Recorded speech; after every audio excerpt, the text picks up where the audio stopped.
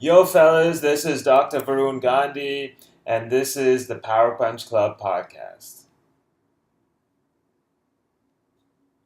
This is a podcast for students, more specifically, students in Asia and Africa who are applying to the top universities in countries like America, Canada, England, Germany, Netherlands, Australia, New Zealand, so pretty much the top universities in the world.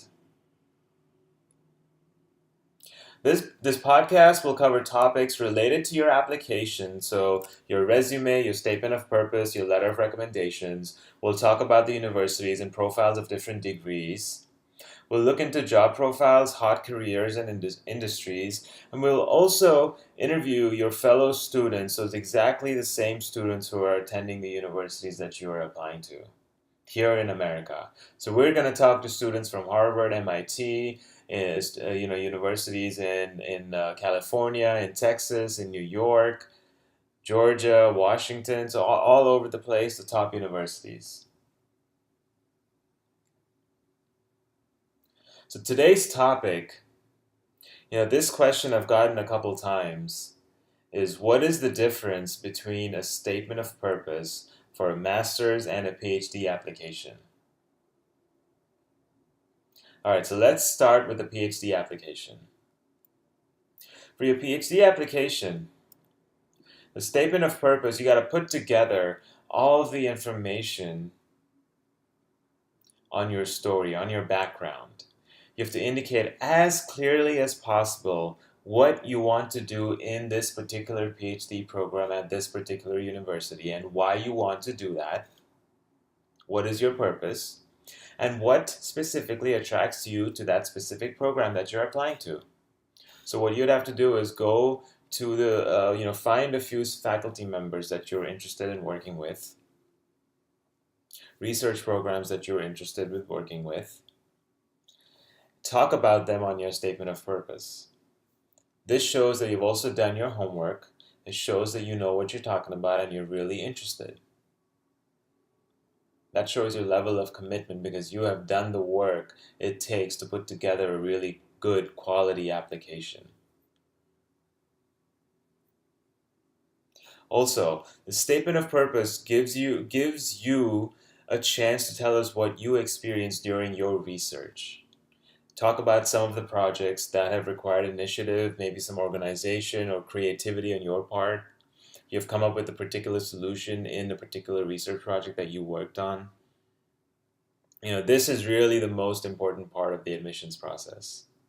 Is to understand what kind of talent you have for research and are you able to communicate that across your statement of purpose? It's on your resume.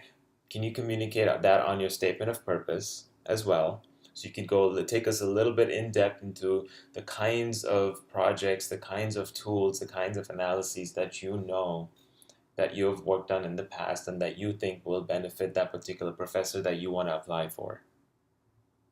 Here also you could talk about what you have done to prepare for the graduate level that you now want to do.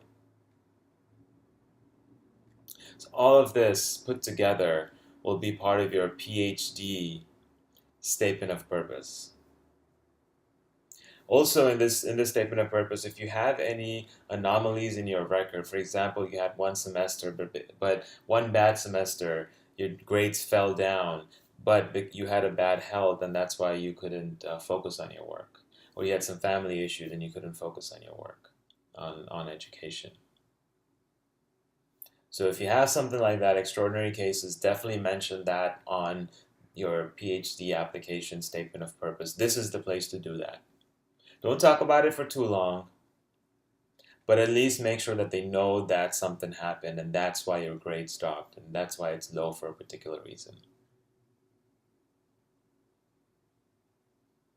All right, so now for the master's statement of purpose, if you're applying to a research program, like some universities only have Masters of Science, but it's a research program. So it's a 2-year program where you have to do some kind of research. In that case, and these are usually the higher end universities, much better quality universities, the top 5 or 10 maybe. And they're clearly set on your in the university description. You can look that up. But in those degrees that are research oriented, the statement of purpose will remain the same. You don't have to make any changes because you're pretty much answering the same questions because you're applying to a research oriented program. The only difference is that there may not be a guaranteed source of income, a guaranteed source of funding right now in a master's program. In a PhD, there may be higher chances. So that's the major difference.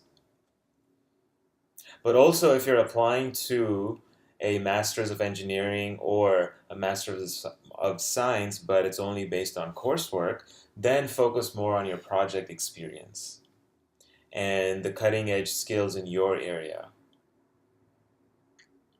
So your statement of purpose will be a bit different. Your focus will be on something different.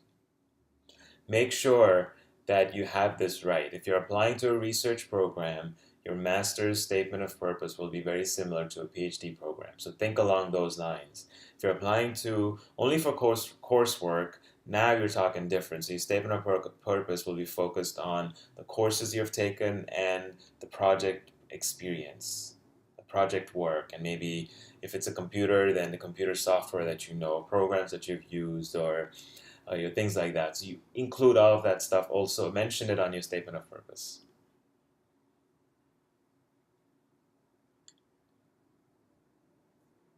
So thank you guys. That's the end of the episode. Thank you guys for listening. So thank you guys for listening. That's the end of the episode.